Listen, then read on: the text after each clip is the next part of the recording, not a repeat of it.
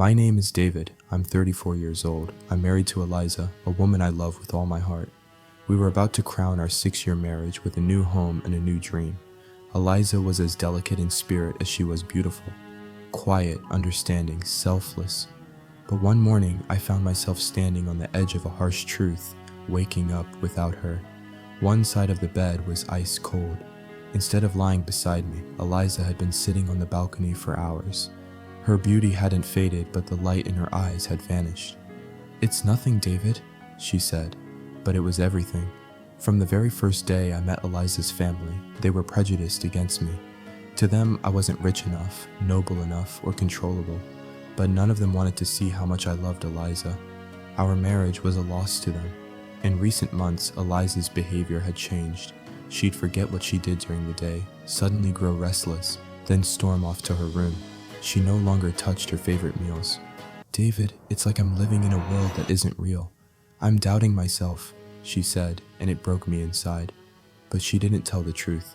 She didn't even know it. Eliza's family was secretly executing a plan. They whispered carefully chosen words in her ears, telling her that I had changed, that she was unhappy, that I was jealous of her, and that she couldn't be herself around me. Every time she returned from visiting her mother, she seemed more tired, more anxious, but she couldn't see it. Her family knew her weaknesses and fears, and they were using those vulnerabilities to alienate her from herself. Meanwhile, I was doing everything I could to help her feel better at home. Therapy suggestions, nature walks, photos from our past. But everything fell into a void. Eliza could no longer hear her own voice, only the voices of others in her mind. One evening, our family friend Clara came to visit. Eliza was in the kitchen. Clara whispered to me, "David, they're doing something to her. Her family is breaking down her perception of reality. It's called gaslighting, and they're lying to her about you." Suddenly, everything made sense. But the real battle had just begun. Clara's words echoed in my mind. They're breaking her perception of reality. That wasn't just a warning. It was a diagnosis. That night, I looked at Eliza differently. Beneath the fatigue and restlessness, there was a woman fighting her own inner voice. The next morning at breakfast, Eliza forgot to turn on the coffee machine. She always woke up before me, made my coffee just the way I liked it. But today, it was as if everything in the house was happening for the first time. "Are you okay?" I asked. The answer was simple. "It's nothing." But her eyes said otherwise. From that day on, I began taking notes. I recorded the small details of her behavior, the shifts on days she spoke to her mother, the late-night mutterings. One day, I accidentally saw a message from her mother on her phone. "David is hurting you. He's weakening you. We're here for you." This wasn't just a message. It was a part of a campaign. I couldn't confront Eliza directly. She was too fragile. If I forced the truth on her, she might cling even harder to her family. Instead, I needed to rebuild her trust. I had to pull her back from within, because her family hadn't just hijacked her thoughts, they had taken her soul. I started meeting with Clara more often. She had studied psychology and worked in trauma counseling. She taught me techniques, how to guide Eliza without pressure, how to touch her memories, how to avoid blaming her family. Because the antidote to gaslighting isn't confrontation, it's clarity and silence. One day, I found Eliza crying in her room. I sat beside her and asked, "What was your favorite fairy tale as a child?" She looked confused at first, then with tear-filled eyes, she whispered, "Rapunzel." I told her that fairy tale was our story. "You're in a tower surrounded by high walls, Eliza, but I'm ready to climb because I know you're still up there." In that moment, I saw a flicker of hope in her eyes, but her family noticed the change, and their plans grew darker. Eliza's family became more cunning. Whispers weren't enough anymore. They began controlling her with actions and curated messages designed to belittle me. Messages like, "David doesn't want you to grow, and he's overshadowing you." Eliza was no longer awake. She was sleepwalking through life. One day, I found her old journal. Page after page asked questions like, "Why am I so inadequate?" and "Why did David pull away?" But I hadn't pulled away. She was being pushed, and she had started blaming herself.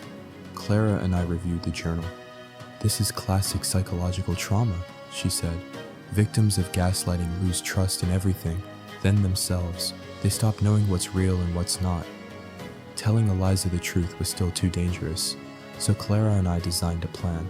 After every visit to her family, I'd greet her with calm, warmth, and positivity. That environment would start to challenge the chaos inside her. It worked. Eliza began asking more questions. Why does my mom always make you look bad?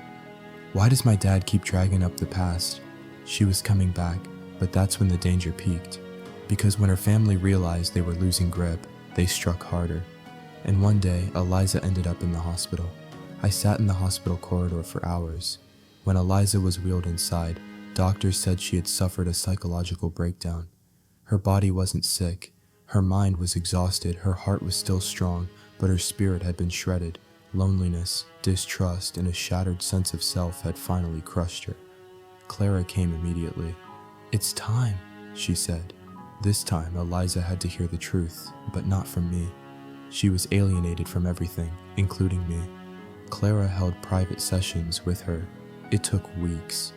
In therapy, they pieced together her past and truth slowly resurfaced.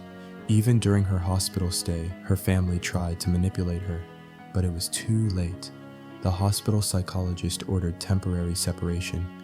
That distance allowed her wounds to begin healing. One night in her hospital room, Eliza turned to me. Tears in her eyes, she said, "David, you saved me. But more importantly, you never stopped believing in who I am." I couldn't hold back my tears.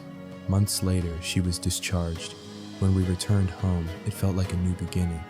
But this time, the foundation was stronger.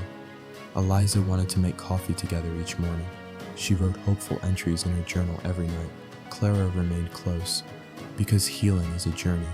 Her relationship with her family? That was her decision now. But she no longer trusted them blindly. She now owned her mind. And I lived with the peace of knowing I never left her side. This war was quiet, but the victory was thunderous. Eliza's family still looked respectable, perfect, and loving from the outside. But I knew the truth. They had tried to dismantle their daughter's mind, sever her connection with me, and turn her into their puppet again.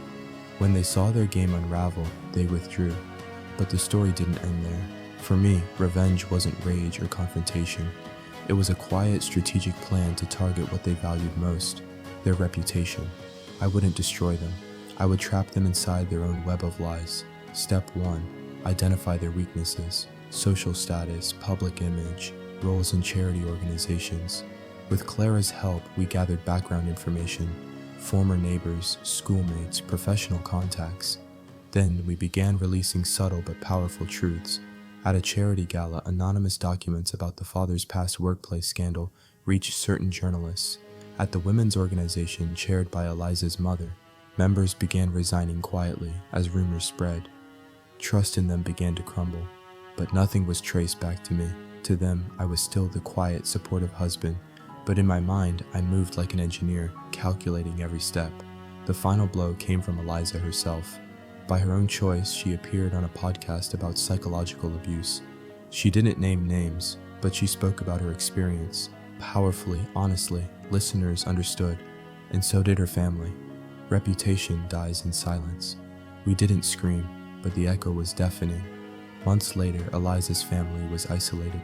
In their social circles, they no longer inspired respect. They sparked suspicion. No more compliments, only questions. And every morning, as I drank coffee with Eliza, I knew this revenge wasn't about blood. It was about mind, patience, and love. Because the sweetest victory is when your enemy fades into silence. But what if it were you? Could you stay silent while the person you love was slowly being torn away from you by their own family? What would you risk to save them? Share your thoughts in the comments. Maybe your story could be the light someone else needs. Because sometimes one word, one sentence can save a life. And remember, no one is fighting this war alone.